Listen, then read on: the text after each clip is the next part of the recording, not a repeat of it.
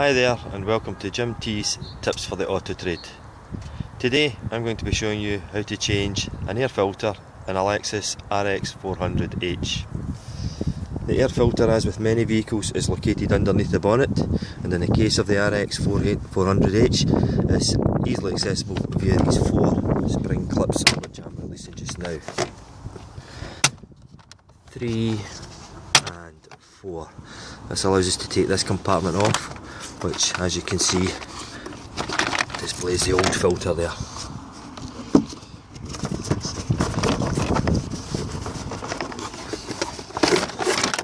With the old filter removed, it's a reasonably easy job to now replace the new filter, like so. Once in place, all you have to do is once again close over the compartment, secure again using the 4 circlips.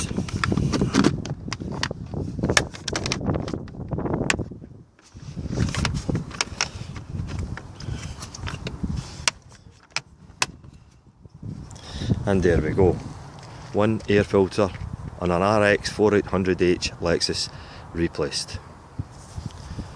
Tune in next week for more tasty tips from Jim T.